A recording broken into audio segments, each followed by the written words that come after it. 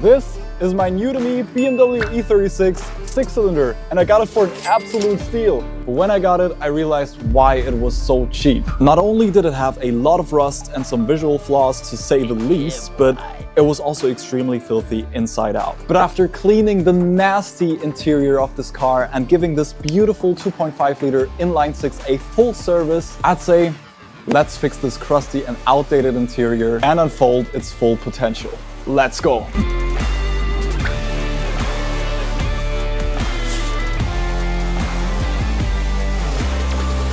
Now, the first thing that absolutely caught my eye right when I picked up the car is this very, very nasty and totally outdated steering wheel. I really don't know why they went with such a style. Like, seriously, 4-spoke? Like, I don't know when that was trendy or anything, but I believe like even in the late 90s when this car came out, this was already outdated. And guys, for this, I have the perfect solution. And that would be this beautiful 3-spoke Alcantara M Performance steering wheel. I think this will fit so much better into the car, and it just feels so much more sporty, which also fits the character of this car much, much better than this grandpa steering wheel. Now, to everyone who also wants to change their steering wheel like I do right now, it is very important to remember that you should always disconnect your battery before replacing your steering wheel, just to make sure that the airbag doesn't go off straight in your face. And just like that, battery is disconnected. Whoa! And now that this car is safe to work on, it's simply a matter of removing 2 bolts in the back to remove the airbag.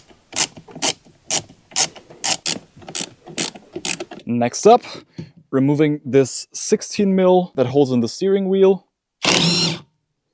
Oh, that was actually super loose. However, don't remove it all the way yet, because now it is the time to wiggle out this steering wheel. I hope it works. Yes. And remove the actual steering wheel from the column. Steering wheel. Guys, give me your honest opinion. What do you think of this steering wheel compared to this one? Really let me know, because I know that some people actually like this type of steering wheel, but to be honest, I think this really fits the car much, much better. It also fits the character of the car so much better because, after all, even though it's a sedan, it is a sports car. And this is just such a cool, sporty steering wheel, even with the M stitching right there. Now let's put you where you belong. Ah, God. Now, first things first, let's put the wires where they need to go, because they connect this hub to the actual column. So we need to connect these real quick and align like that. Beautiful. Oh my God. This wheel is insane. Ugga dugga this bolt back in. And look at this, guys. How insane does this look? Please let me know in the comments below, but this makes such a big difference. This is insane, with the beautiful Alcantara, with the M logo right here, with the subtle M stitching right here. Oh, this is so much more beautiful than the old steering wheel, and it is just so sporty. Another thing that you basically touch all the time on the interior when you drive this car would be, yeah, you already guessed it, the shift knob. And I have no idea who thought that this would be a good idea, but this sticker is even put on completely crookedly. Is actually supposed to be rotated a little bit like that. Anyways, we're gonna change this out. Now guys, changing the shift knob on an E36 is quite hilarious. Let me show you why. Because if you want to change your shift knob on your E36, you really need to be careful to not put your head anywhere in this area right here, because of one very specific reason. That's the reason. You are guaranteed to punch your own face. Now we can also remove this shift boot, just like that. That can go into the bin. And next up, I gotta remove the old shift boot from this plastic assembly, because we will need to reuse this for the new shift boot. So let's rip this off. And of course, just like the steering wheel, we got a beautiful shift boot with M stitching. I think this is gonna work so well in this interior. Let's put it on.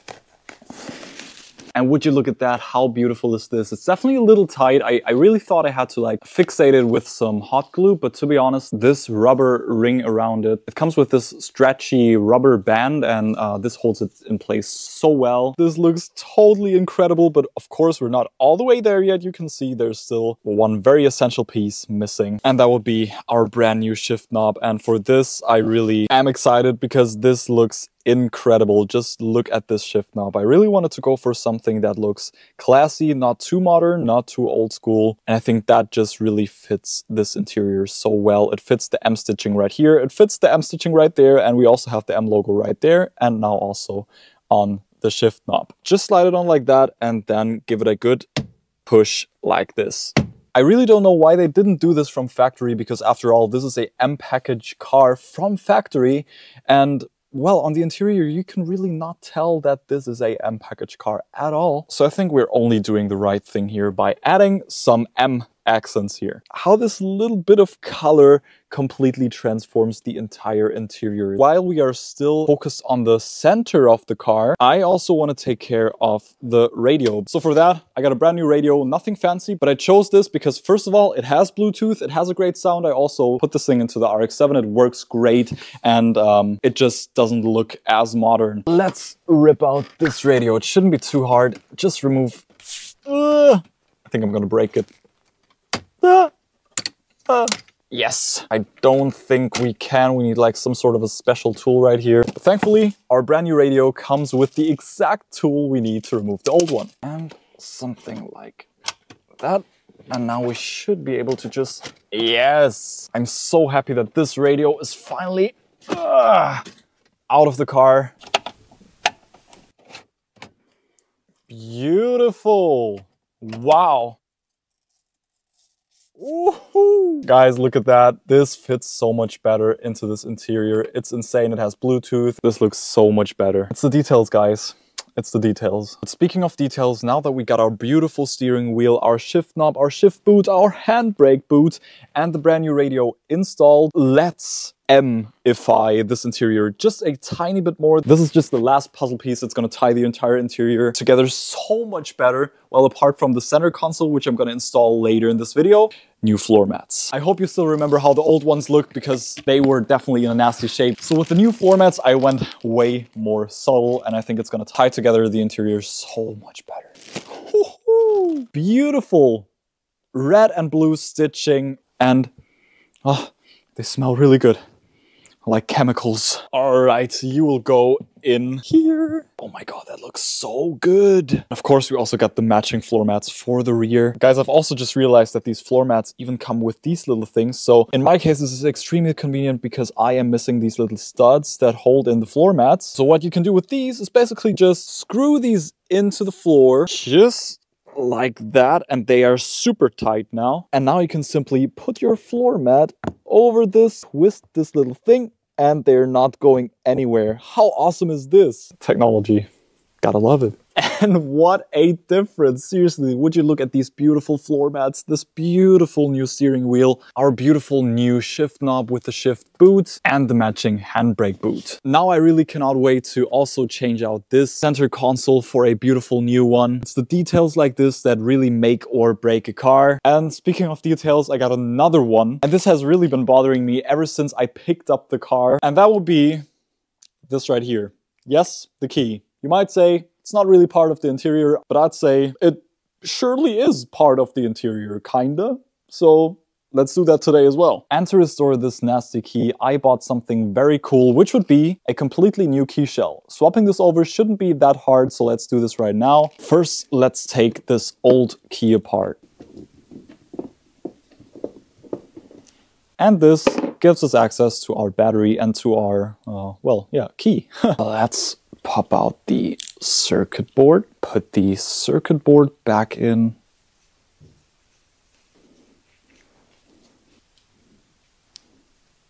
That's our old key, and this is our brand new one. You can just see we got our beautiful BMW logo back. Now I'll just need to get this key recut to match this key. But look at that, we got a brand new key now. Let's make sure it works. Yes.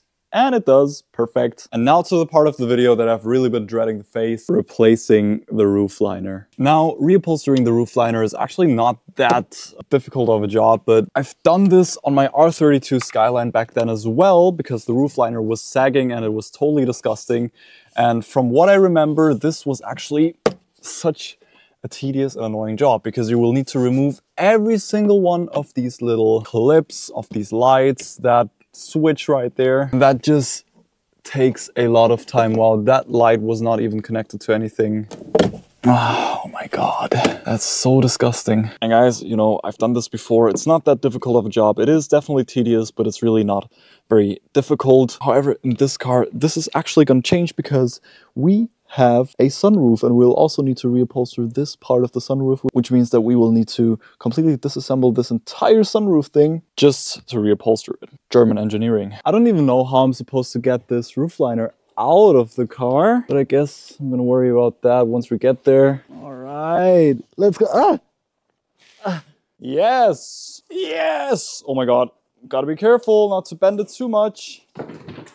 Yes! Like at first glance it doesn't even look too bad, but if you look closer you can see there's not even like proper coverage with this Alcantara wrap.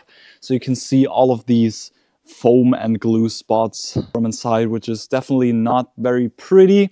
I'll probably have to vacuum out the car again once I'm done with all of this, but doesn't matter, we finally got it out. Roof liner is ready. Now all we need is some spray glue and of course our fabric right there. I just went with some OEM style fabric. This also adds just a little bit of foam padding, which is very nice because a roof liner always needs that. Before we glue anything down, let's test fit it and see if that's even enough fabric, because honestly, I don't know. What in the world? Look at that. That's like solid 2.5 or 3 centimeters, like about an inch. That's missing. Like seriously, I ordered the right stuff. How come? Wait, let me. Yeah, that's literally about 5 centimeters too narrow. Still gonna make the best out of it, because until our new roof liner fabric arrives, we can still fix this mess right here. I was really thinking about getting some new A-pillar trim because, well, just like the roof liner, the previous owner really tried to like put this weird Alcantara wrap all over it. I really don't even know why, because there's literally fabric. So this A-pillar trim was already fabric and they try to cover it with cheaper looking fabric. Like, why? But nonetheless, now that our roof liner fabric doesn't fit our actual roof liner, we can use it to reupholster our A-pillar trim. English is hard.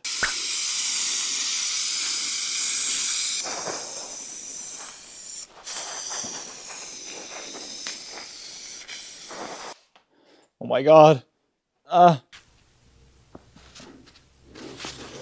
And that's how you wrap your A-pillar trim in some new fabric. I really thought about getting some second-hand ones, but then I looked up the prices and it was like 50 euro or something. It's not that much, but like for some used plastic, no. And I think this right here was the much easier and actually more elegant solution, because these just look brand new again. Wonderful fabric. Now, regarding the roof liner fabric, this is most definitely not going to arrive in time, which means I'll have to postpone it to the next video. Another carryover to the next video will be this seat, because sadly I cannot repair this on my own. I'm not a professional. What is that profession called? I think you know what I mean. So I'll definitely need to remove the seat from the car and bring it to the, you know what I mean, to get this fixed. But even though we've kind of hit a small roadblock here, that doesn't mean that we cannot fix anything else about this interior, because there is one more thing. Oh my god! And yes, you've guessed it, the armrest. I said it previously, this thing is extremely crusty, and guess what just arrived in the mail? Our brand new middle armrest, whatever you want to call it, center console. Look at this beauty, this beautiful, well, it's actually not real leather, it's artificial leather, but nonetheless it looks beautiful with the beautiful M stitching right there. And after undoing 3 screws, I can simply fold this little plastic piece out of the way, just like that, and just look at how shiny and worn this looks compared to the inner part of the leather. This is how it's supposed to look, nice and matte. Just simply need to rip all of this off, and there you can see the foam underneath it. We will need to keep this and just put the new leather over it. All right, and there we have it. Look at how nice and matte it is still on the inside and how worn and shiny it is on the outside. I'm really happy to replace this for this. However, there's one small concern that I'm currently having, because you don't even have to look that close to realize that this is quite a bit smaller than this. So I'm really hoping that, yeah, I'll manage to fit this over, or maybe stretch a little bit to get it over the middle armrest. Theoretically, we should just be able to slide this over just like that. Stretch it out a little. Stretch it here a little bit. Oh no. Oh no! What in the world is... Oh my god, even here! Now, I got it roughly in the position where it needs to go, but as you can tell, there are like huge chunks of leather just missing. So like, even if I manage to stretch it out enough, that will not account for this entire chunk missing right here. So I think we might have a problem here. Like, this will never fit. Like, even if I stretch it all the way down here. I guess that happens when you buy stuff on eBay.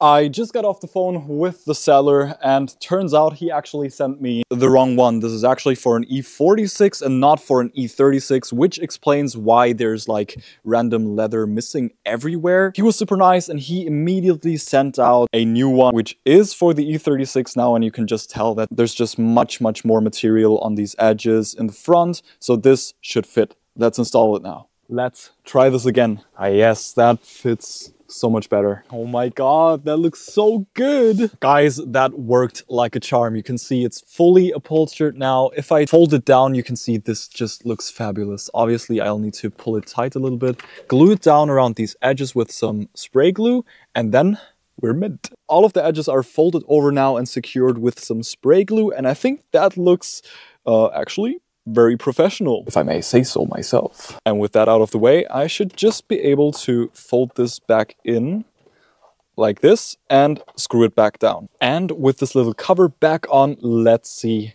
how it looks. It perfectly matches the stitching right there. Oh, and it's so nice, some fresh new leather. Small things like this that really, as I said previously, make or break a car. And I think now we completely M-ified this interior. We got the M logo here, M stitching right there, M stitching here, M logo there, M stitching here, and most importantly, the M stitching on the brand new armrest. Oh yeah, and of course, also the M stitching on the floor mats. Also, our brand new roof liner fabric has just arrived. Yes! And because I don't have any friends, that means I will have to do this all on my own. Which is why I hung up the roof liner fabric onto the wall so my entire floor doesn't get sticky again. And I'm just gonna spray this down, lay the roof liner on the floor, and pray that it will not stick to anything else other than the actual roof liner. Let's see how that goes.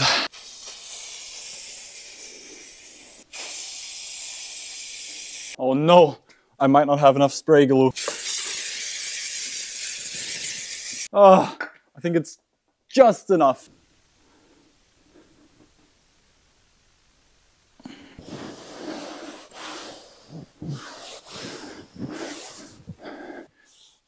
Now I gotta work fast because this stuff actually dries relatively quickly, and I want to press it all down nice and firmly while it is still somewhat wet and still has some sticky abilities.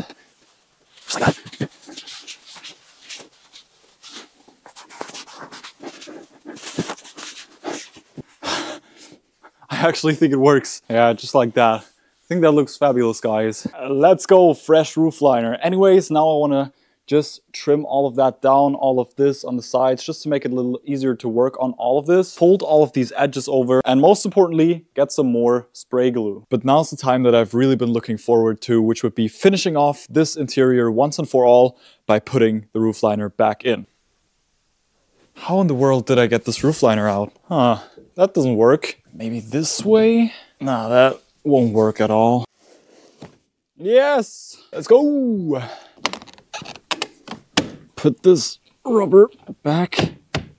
Now let's plug all these little lamps back in. Oh, that looks so good.